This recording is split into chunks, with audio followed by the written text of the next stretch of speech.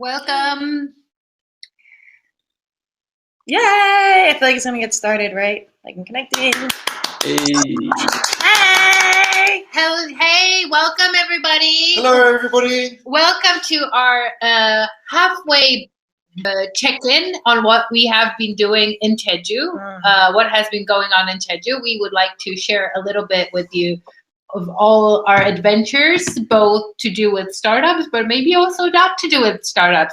So we're joined here by Mire, who currently is in Seoul, but he'll be joining us next week. And he will be asking us what is cool, what is fun in Jeju. So stay tuned. Intros. And intros, Quick intros. Christian, do you want to kick us off? Yeah. Hi, everyone. I'm Christian. I'm one of the community leaders here. I'm in charge of all the designs you see and whatnot. And yeah, it's great to be here.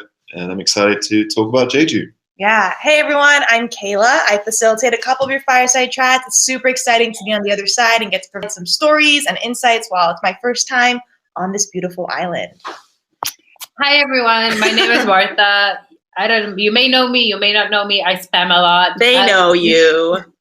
I'm the catalyst behind Seoul Startups, and I do things with the community and ecosystem here in Korea. And last but not least, Mire, the Serbian. I'm Mire. Hi, everyone. Thanks for joining. I'm a PhD researcher at Korea University, and a community leader here at Seoul Startups, and excited to be here today. Let's do this. Let's do this, Mire. Kick it off. Let's do this. So, team, it's been a while. How are things going in Jeju? I heard Minzy crying in the background.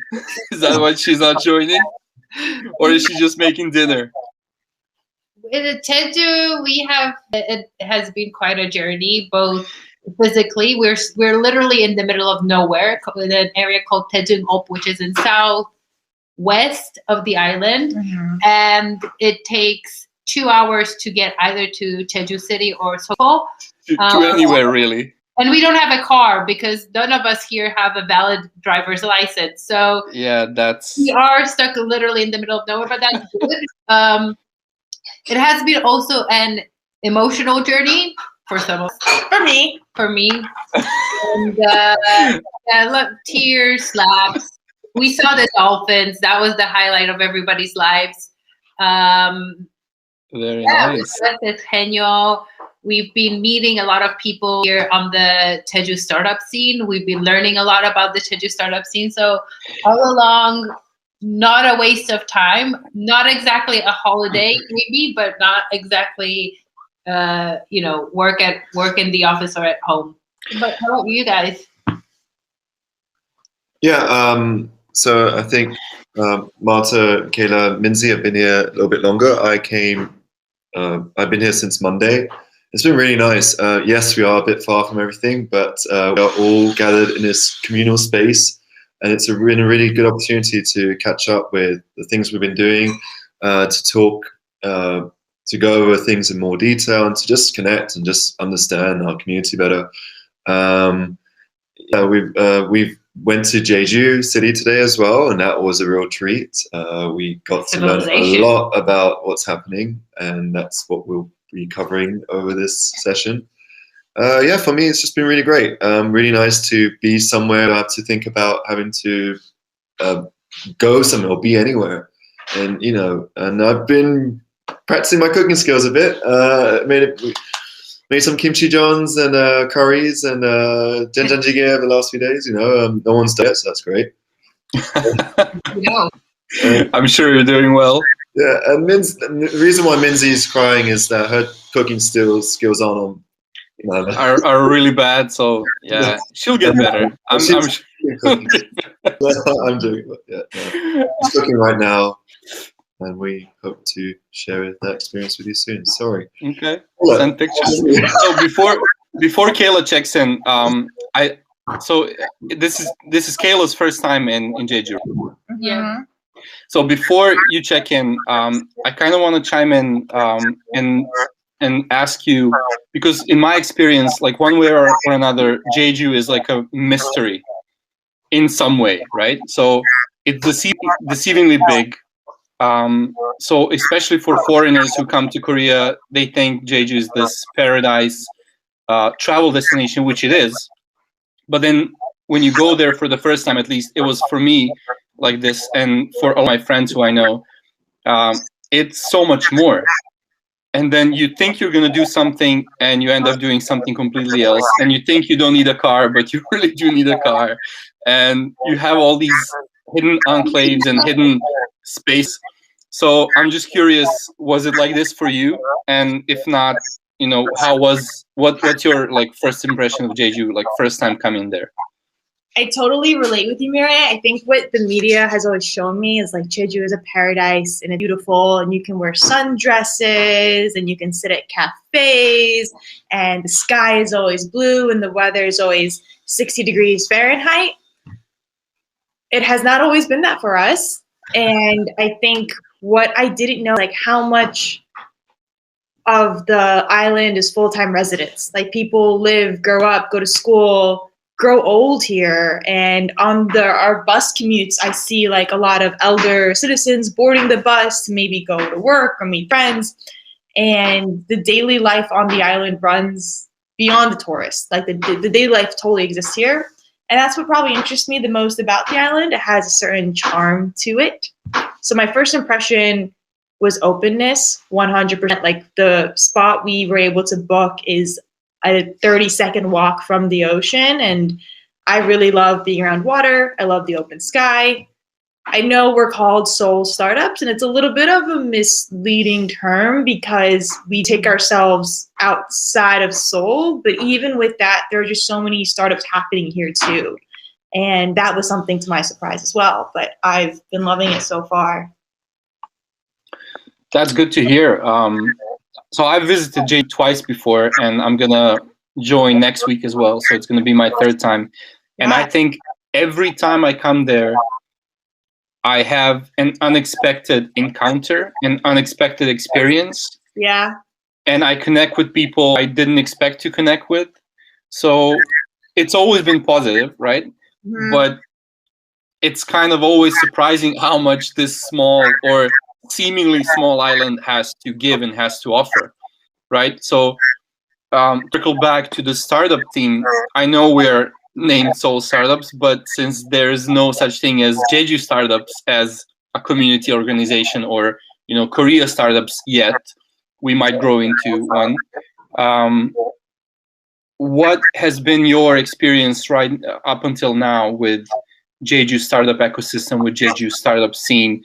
I know you've been having a lot of meetings, a lot of calls. You've been meeting people. How is that going? Like, can you give me like a breakdown, like a small report? We may have not had that many calls. We haven't had many commutes up north and down south to meet the various organizations, because to be honest, the startup ecosystem, the supporting agencies, accelerators, VCs, they're all based around either Jeju City and one or two maybe in Seogwipo. So it's only those two little hubs, and the rest, there are like companies that are scattered here and there, but everybody kind of gravitates towards the city. And even in Jeju, the Jeju Development Center, which is still in Jeju City, but it's a little bit up north, up the mountain, a little bit abandoned, and startups don't really want to reside there. So there you go. You have to kind of be in the middle of the infrastructure. So who have we met so far? Last week, I went ahead and met the team from MISC, Mary Year's social company, which is an accelerator and impact investor based in Seoul, but they have been working with Jeju government to run Jeju Development Center's Route 330, which is a startup program for, like an acceleration program for startups that are either based already in Jeju or are interested in expanding their businesses into Jeju. It's a 3-month program where you get to have the regular acceleration and also office space here in Jeju and GDC. Very nice space. If you have seen our stories, then you know, but we'll be sharing that later on as well. And that was last week, and this week we've been very busy. Yesterday, I went ahead and met the CEO of Tajio, which is, I guess, one of the leading startups here in Jeju. The CEO also runs the Jeju Startup Association, which gathers all the entrepreneurs with the whole community of entrepreneurs from the island. We had a very interesting chat. I spent some time in his co-working space, learned a little bit about his business, which is pretty much to take abandoned houses here in Jeju and turn them into luxury villas and spaces for rent to kind of help the owners still maintain their business. And today we had, first in the morning, we met Mire Cholyaku, future planning, future strategy department, which is responsible for kind of development and innovation in Jeju City. We had a very interesting 2-hour discussion about not only about Jeju scene, but innovation in more rural areas. We learned a lot. I think they learned a lot. We had really good times discussing also like how communities are important in such places. And then after lunch, we went ahead and met the director of Jeju Center for Creative Economy and Innovation. That's a government, state government program that they have those centers all around Korea, and the one in Jeju is really, really nice. Not only an amazing space, but the director is a fantastic person who, again, spent 2 hours talking to us about the startup ecosystem here, sharing his insights, connecting us with people, pretty much opening also to us and saying that I want to have someone, those startups, help me expand and have to turn more into a global startup scene. And tomorrow, again, I am meeting Bridge Square, which is one of the accelerators here. It's relatively new, so I don't know that much about them, but I hope to learn. And exciting times. Yeah, so in a nutshell, it's been entrepreneurs, government. Tomorrow will be an accelerator, kind of dabbling in different parts. Sounds very nice and very busy. So we do have a question, but before we address the question, I kind of want to touch back on what you said about the infrastructure being tied either mostly to Jeju City and around Jeju City, and something a little bit in Seogwipo. To me, that kind of reflects what's happening on the mainland right now. So most of startup ecosystem in Korea is in Seoul, right? And then some of it happening in Busan, but not so much in the other areas, in other parts, to my knowledge. So you might correct me on this one if I'm wrong, but I was, for a year and a half, when I first came to Korea, I was in Gwangju, in Jeollado, Gwangju. And I can honestly say there was nothing in Gwangju. As much as I love that city and I love the people of Gwangju and the food is amazing, the whole Jeollado region, but startup-related events are, at least at that time, that was 4.5 years ago, there was nothing. So I haven't lived in like Daejeon or Daegu or other similar sized cities to Gwangju, but based on what we've heard and what we know, there are local governments offering local programs for local businesses, but not that much like startup and innovation and impact related stuff. So correct me if I'm wrong. So that kind of reflects what's happening here, wouldn't you say? Jeju is a bit different. I would say it actually, the startup scene here didn't start really booming until about 10 years ago, mostly to do with the fact that now Kakao moved its headquarters there and kind of... Wait, like startup scene didn't start booming in Korea or in Jeju? In Jeju. In 2011, it started booming? 10. Yeah.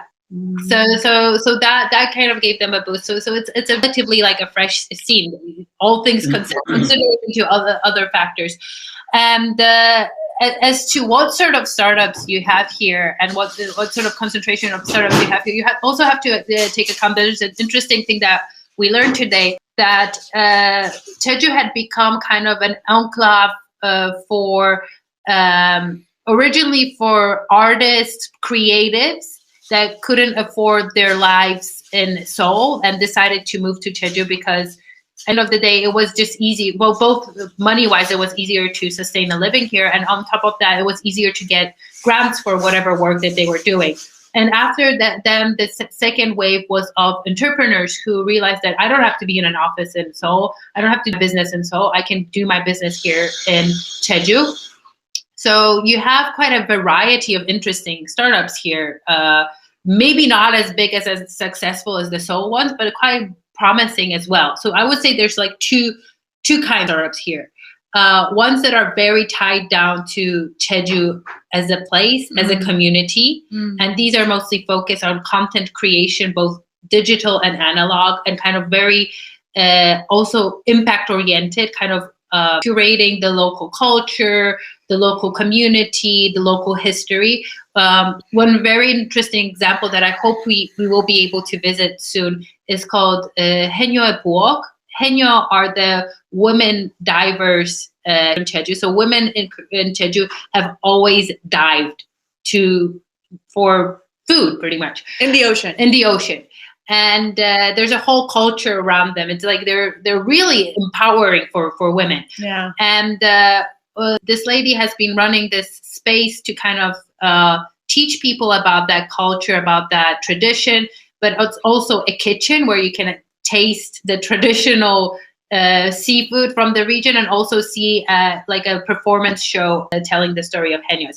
And another is also the one I've already mentioned, Tajio, which takes old abandoned houses, because a lot of people from Jeju moved to Seoul for obvious reasons, and for different reasons than people who come to Jeju from Seoul. Exactly. Then their grandparents die, and the houses are just standing there alone, wasting away. So Dajo kind of offers those house owners that we will remodel those houses. You give us a lease for 10 years of these houses to rent them out as exclusive villas, and then after 10 years you're going to get a very nice space for your retirement, for instance. Right. So that's one group. And the other group is like very ICT oriented startups that literally move to Jeju because they don't have to be in Seoul. They can be anywhere.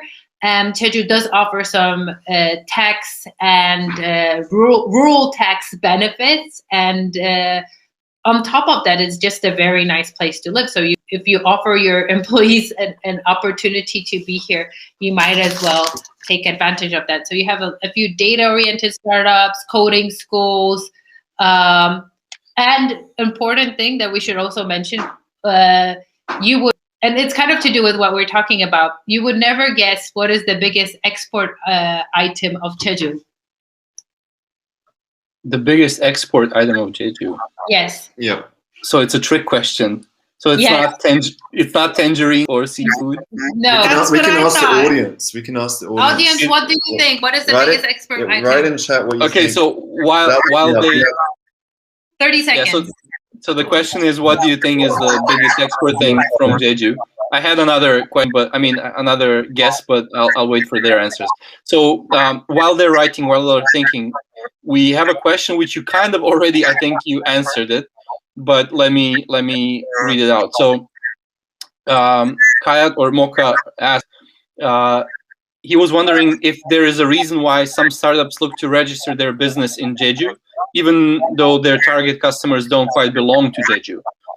So I think you covered some of that in the previous statement, but do you want to reiterate some other points? I wanted to add, correct me if I'm wrong, Marta or Kayla, that Jeju also acts as a regulation testbed. A sandbox. A sandbox. So it's an independent. I don't know. There's a nice. Oops! I'm so sorry, guys. I almost dropped you. Oh man. There's a very nice formula to describe it, but it's pretty much. It has its own regulations, and it has like an independent status, so it can make its own laws. It's a self-governing province, right? Yes. Okay. So Jeju is Jeju's special city, as it's a self-governing province legally, as its Seoul. So I think so. Generally speaking, there is a little bit more looseness in the regulations. So when it comes to data tracking, or how data is Drones, managed for instance, in But the his issues of drones. His question is that his customers aren't in Jeju.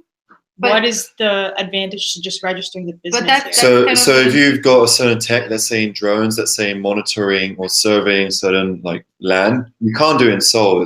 The air is heavily controlled, and because of military reasons, you can't just fly drones in certain areas. So perhaps people would migrate to Jeju, set up there, which gives them more flexibility to test bed, because Jeju is still heavily connected. There's generally good connection everywhere.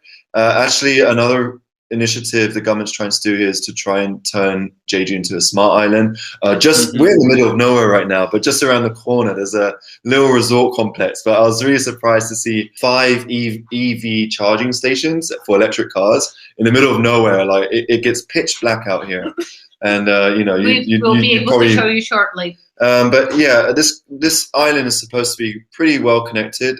Even all the buses and taxis have Wi-Fi in the vehicle. So on the way back from North Jeju, we're completely connected to Wi-Fi. I was doing work, even on the bus to Jeju.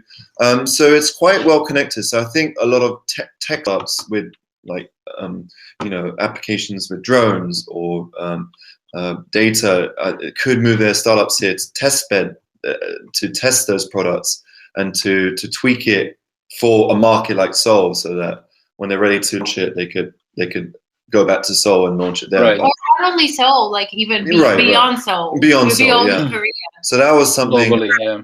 that was interesting, and it's something I saw here firsthand by the bus and the taxi.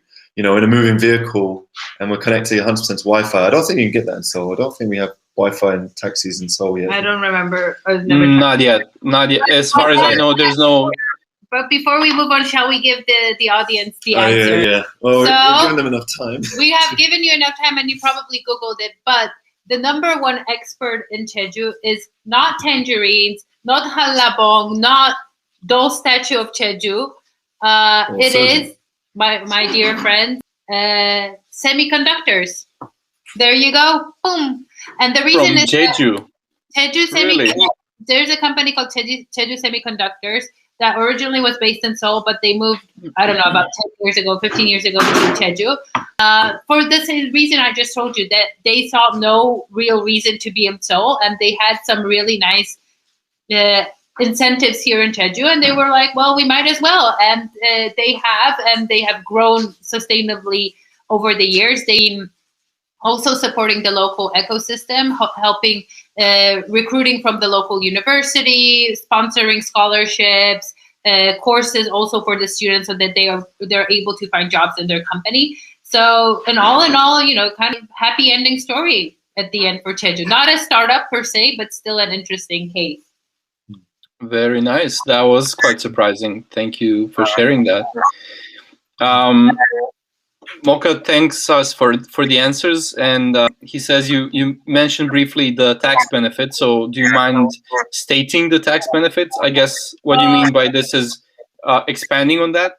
So if I can just kind of plug into that, that was kind of my first thought as well, that people who are digital nomads or freelancers who do not need to be physically in one place, even though their customers are in a different area. Even back home where I come from in Serbia, the government offers tax exemptions or more beneficial tax rates if you register the business outside the big areas, if you register somewhere outside the big cities, because then the tax money goes through the smaller tax offices and kind of boosts the local economy and the village economy and the town economy, not just the main cities. Is it like this in Jeju as well? I mean, not only Jeju. It's in general, the Korean government really wants to try to take everything a little bit out of Seoul for various reasons that I'm not going to really dive into because it's a little bit political. But all in all, yeah, there are tax benefits for being in Jeju. There are some tariff benefits as well. I cannot tell you out of the top of my head right now, and it also depends per industry. But I know Hyat mentioned that he's in the solar cell industry. I think that's pretty hot here in Jeju. So it's sustainable energy sources. We've seen a lot of solar panel farms here, even around the corner from where we live. We've seen wind farms. Jeju is very, like we mentioned, on electric cars, electric vehicles. They're looking for, they're kind of like a smart island, but also sustainable island. And the government, there's been a little bit of changes with the government, but I think there's some quite exciting stuff happening in Jeju. And the local ecosystem leaders are very keen to bring Jeju out there to the world and show you that it's not just a tropical paradise. It's not exactly tropical, but dolphin paradise. But dolphin paradise. Also an innovation and tech scene that has to be reckoned with. I wanted to add, and because this was told during the meetings there, and it was in Korean. My Korean isn't up to par yet. I heard that they even sell some of the data here to SpaceX, no? To Elon Musk? No, so No? they will. That's how rumors start, Christian. Well, first I was thinking that, Well, like, what kind of data? Christian heard Elon Musk, and then his imagination. no, I saw it in the notes, in the meeting notes. He was crushing. Yeah. So what happens is, Elon Musk and his rockets and his promise to bring the free Wi-Fi to everybody in the world, free data or Wi-Fi or everything. So the problem is when the rocket is on the other side of the globe than where Elon Musk is, he cannot get the data because that's how physics works. So, but the rocket scientists in Korea can get that data. So it's kind of like offering Elon Musk, well, I'm saying Elon Musk, anybody who wants, that while you're on the other side of the planet, then your rocket will gather your data and bring it to you. Right. Sort of thing. But it's not data from Jeju per se. That's good. So, Good save there. Close enough. Yeah, close enough. So Christian mentioned the phrase smart, and that's actually the first time I've heard that expression being quoted for Jeju. But it kind of makes sense because when I visited, somebody mentioned before there was Wi-Fi's in all the taxis and buses. So even Seoul doesn't have Wi-Fi's in the taxis. Now they're starting to put them in the buses since I think 2019. And almost all the buses now have them in Seoul. But still the subway doesn't have them, the taxis don't have them. But in Jeju, all the taxis have them, all the buses have them. The Ole Trail, where you go hiking around the coast, I think also has hotspots for Wi-Fi. You mentioned EV charging spots. So what are some other things that Jeju is doing? Marta mentioned the electric cars, which I also noticed. Like there's a lot of blue plates riding around. So it's even, I think, impossible to rent any other car than electric in Jeju. I think there was a push a few years back where they substituted all the rentals for the electric cars now. And Jeju is kind of the ideal size for that. So do you know of some other examples, what Jeju government is doing to kind of make the island a smart island? Well, I wanted to... Go ahead. I wanted to add in that, and correct me if I'm wrong. Apart from selling the data from Elon Musk.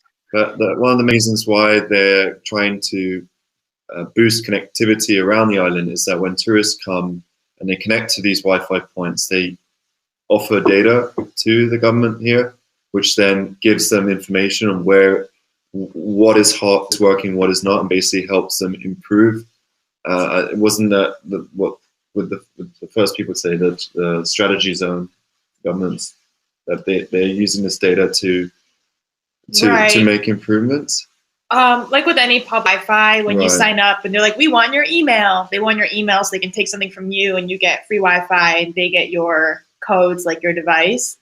I'm trying to think of other ways that makes the island smart. I'm thinking, I will. No, sorry, go ahead. Go ahead. I was going to say the hotel scene is quite important. It was quite highlighted today that tourism tech, hotel tech, anything hot in that field is Jeju's a good test bed for that.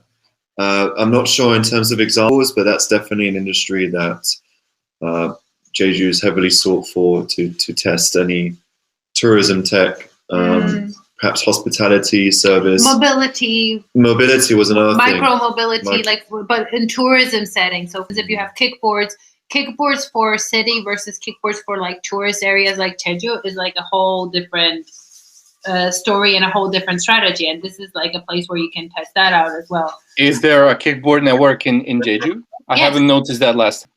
Apparently there was, yeah. There was, and in fact we saw some as well. Right outside the building. Well, when we went to the first meeting, apparently there was some kickboards outside. So mainly in the main city, I think there are. My personal theory is that when you think of Jeju compared to Seoul, it's always like this relaxing place, and then you're going to come here and you're going to realize that you can still stay hyper connected to work. We're eventually going to learn an island where we have to lose that connection, where we have to digital detox. We're going to want a place where we aren't connected. I think eventually mental health will get to a point where you're like, I don't really want to be connected. I actually want to go to a super deserted place. And I don't know where that will be. Maybe we go to the Philippines for it. Maybe we go somewhere else around. But I just predict in time that's what will happen. So that's not Jeju for you, right? That's not what... The Wi-Fi in our house is a little weak, so it kind of feels that sometimes. No, but then you climb Halasan and you got like 5G connection at the top. Right. Well, because all the transmitters are on the mountain, I think, because the mountain is in the center, so you get the best connectivity because it has to send to all sides of the island. But I think connecting to what Kayla said, my experience hasn't been like that at all. I mean, I haven't been able to find any remote places in Jeju, which I expected, to be honest.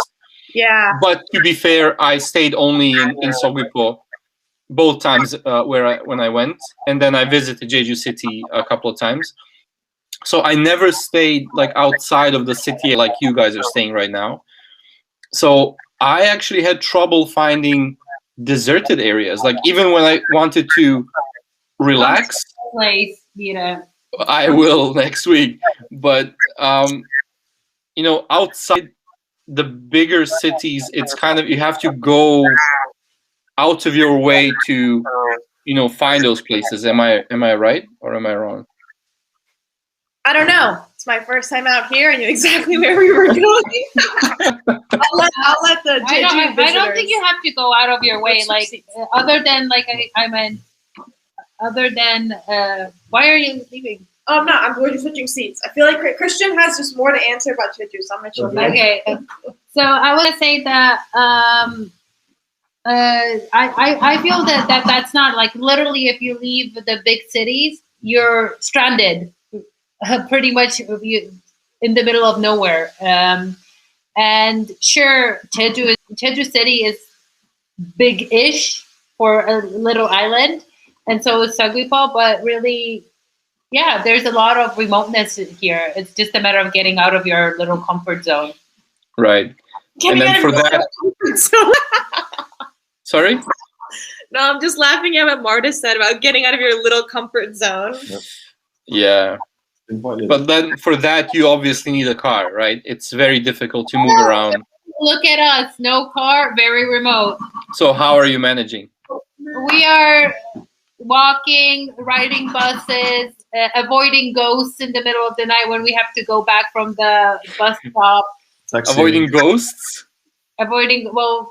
It gets so, I don't know if people in the audience or if you're watching the recording, if you've ever been to Jeju or a very remote place, but when you're so used to a city like Seoul, where there is light available all the time, whether it comes from a store or streets or cars, the place where we are at the off cusp of Seogwipo is, you will not have light. You will walk not knowing what is... You can see the stars, ladies and gentlemen. You will walk without knowing what is 3, 4, 5 feet in front of you. But a benefit, yes, you do see a lot of stars. And like, that's just a trade-off that I'm willing to have. So walking out here is just a little scary in where we are right now. But again, you know, to each their own for how you want to come to Jeju.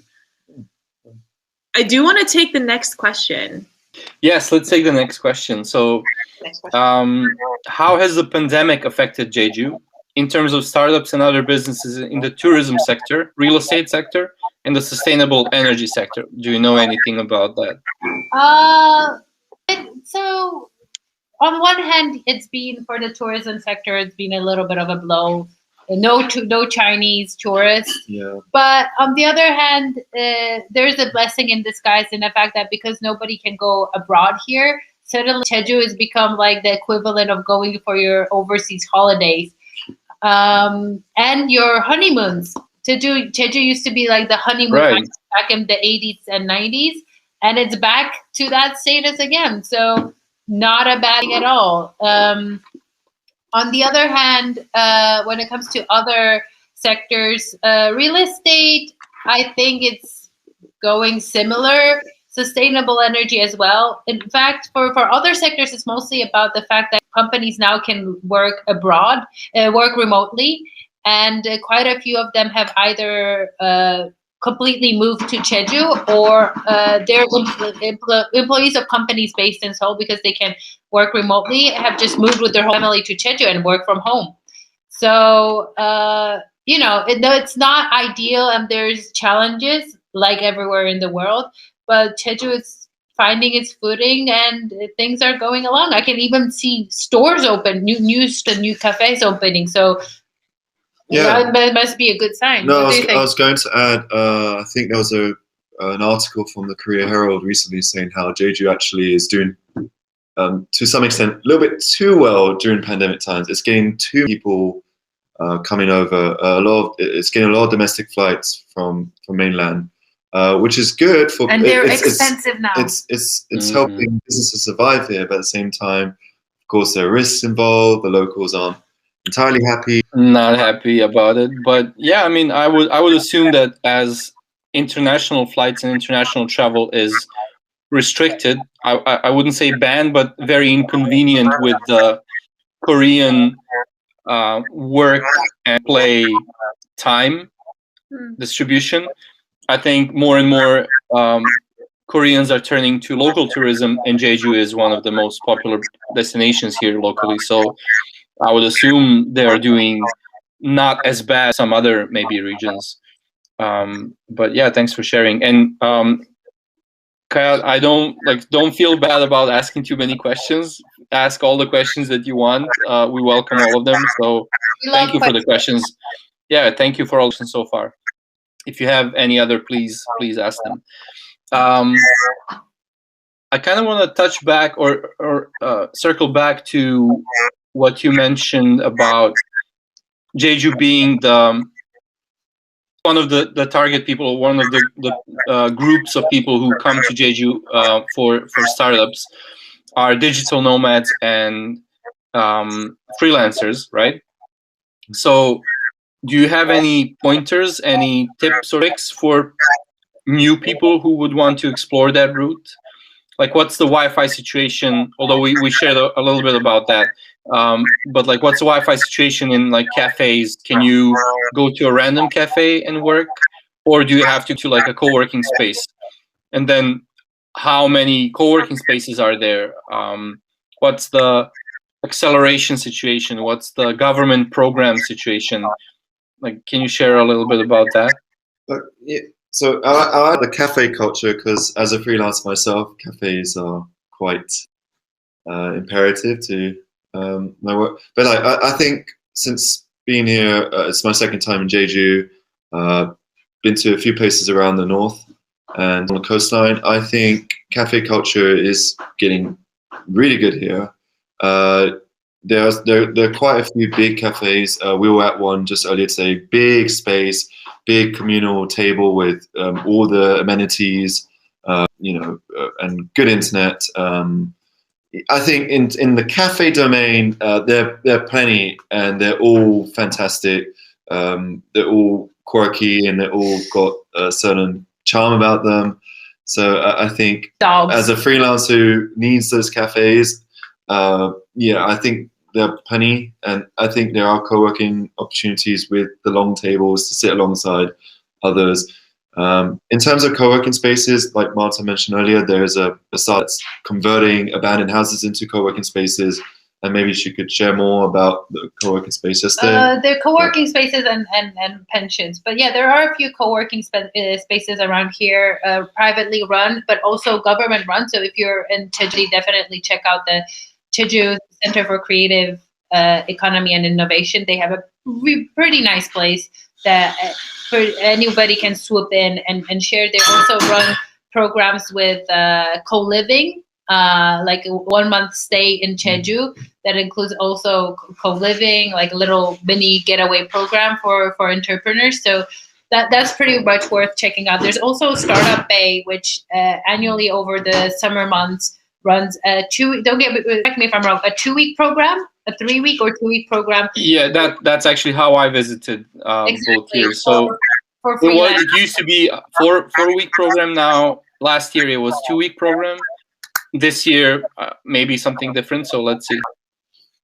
Gotcha. So there's that sort of programs, and it's worth checking it out. And now that we as Seoul Startups have tapped into that network, we've made connections.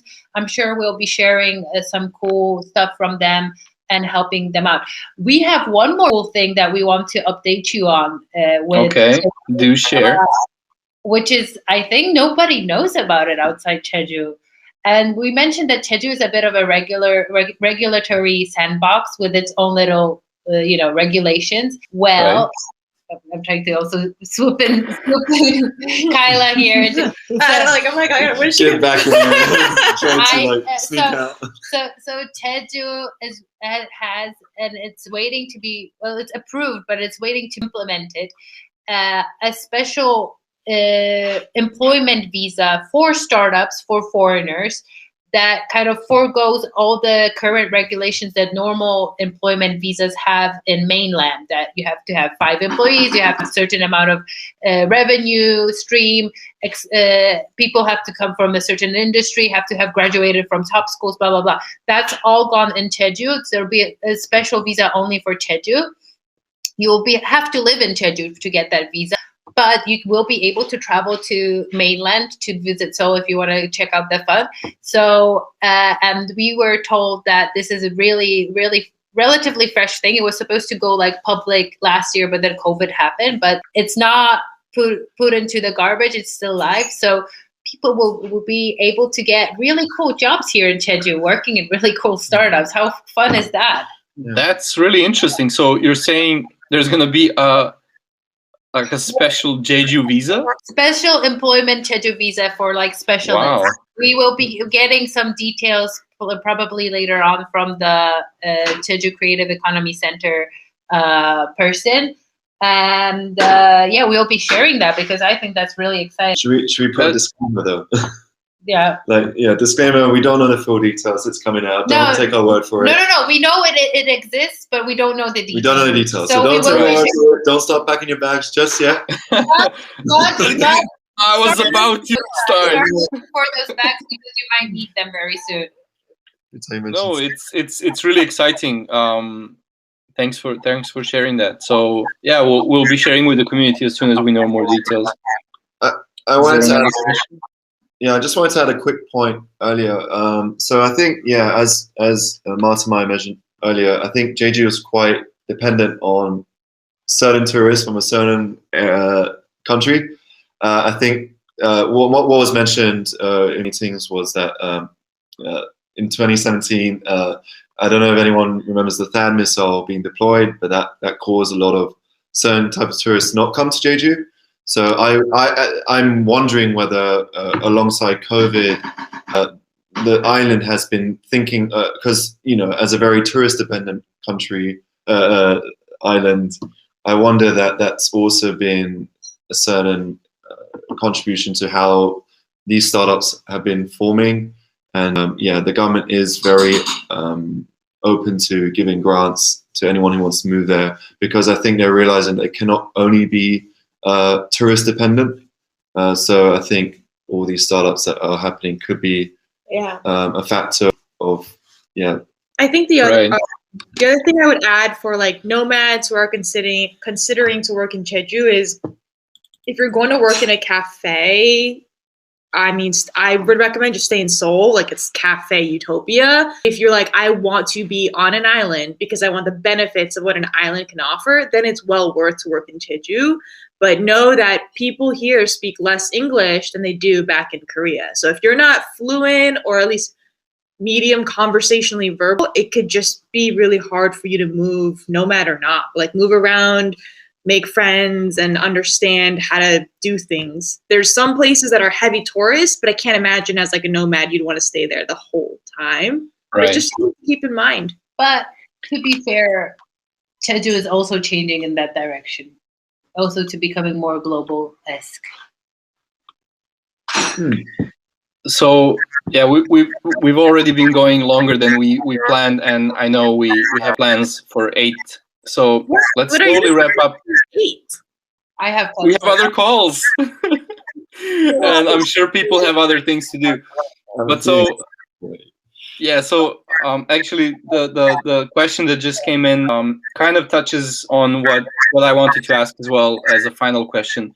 So I will read the question first. Kyle will be in Jeju from the 25th of this month. So he's asking about any events we're attending, any places you recommend to visit, or some insight about the startup community in Jeju that's worth checking out. And that's kind of what I wanted to ask about as well, because what Kayla mentioned about having to know the language and having that kind of tight, close-knit community. I mean, you didn't say it in those words, but that was also kind of my impression when I came. Like, Jeju is a very tight-knit community and very close community. So when I think about, Seoul startup community and Jeju startup community, I always think about extroverts and introverts. Seoul being extrovert and Jeju being kind of an introvert, which is not a bad thing. It's just different. It's more close. You need like different points of contact or a specific tactic to kind of, approach people here. So my question that kind of continues on Kayat's question here is, what are some points of contact for people who want to come to Jeju startup community? How do you connect with, just out of the blue? Well, as we've been venturing, Kayat, you're going to have an amazing time. I just want to say that. And as we've been going through the island, Marta, Christian, Minzy have been curating like spots that they would recommend people come beyond the tourist scheme. The map behind us, by the way. So I guess, in short, very nice. Like stay tuned. 26th of this month. We don't know if we'll publish it by then. Disclaimer. Yeah, there's no way we're going to be able to publish it. No. We won't be able, but definitely hit us up and look at our Jeju. Let me just send you a link of our place. There's also a map with some tourist recommendation and startup recommendations. So definitely check that out. I would also watch our Instagram stories because we've been location tagging every place that we go to. So you save them in your Instagram stories. Keep up with us on social is really helpful too. And I'd say Jeju Innovation Center, right? So they're some of the cool cats. They've got a cool spec. Once you start somewhere, that person can interconnect you more. It's just about getting a good start somewhere. And they've already worked with programs that involved expats, and they've got a really cool space. I'd say out of many government cities, their space was pretty on point. Not to say that all the other government programs are also amazing, but it surprised me. Being in a remote island, this space just ticked a lot of boxes in terms of the vibe, and there were people working in there. So yeah, Kaya, definitely reach out to us. Reach out to Jeju Innovation Center. Check out the link that I just said. And stay tuned for the map of Jeju that will create all these spots so that you'll have the reference point by yours truly. Okay. Which is not just me. Sounds good. Oi. Thank you so much for all your questions, Kaya. And also, I saw we had some from Pauline. Pauline. Just kidding. I'm sorry about that. She's a frequent Seoul Startups. Yeah, we love when you dial in. This is the third time in a row. We can't wait to hang out with you guys in person. I say it every time, but just because I mean it from the bottom of my heart. And from the heart of my bottom. All right. So, yeah, let's wrap up slowly. If you guys have anything else to please do. If the audience have any other questions, please ask them. Now is the time.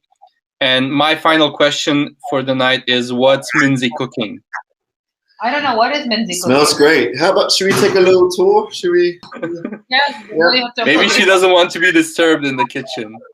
Is she presentable? Are you presentable, Minzy? Always presentable. All right. Well, okay. Well, let's find out. We go. Yeah. Show us what's Minzy cooking. And we will be finding out, is Minzy cooking? Whoa. Certainly smells good. Wow, can you see? Oh, wow. Wow, that's really great. What's in the casserole? It's this. I was just about to cook pasta. Cooking pasta. We're having pasta tonight. It smells great. No, Minzy is a great cook. Never mind me. Yeah. You should learn a few tricks. Thank you so much, and we'll see you next week where we have an event coming up, which I'll also put a link to when I find it here in my magic box. Definitely check it out and be there, and we'll have more fun. So, bye everyone. Bye. Bye.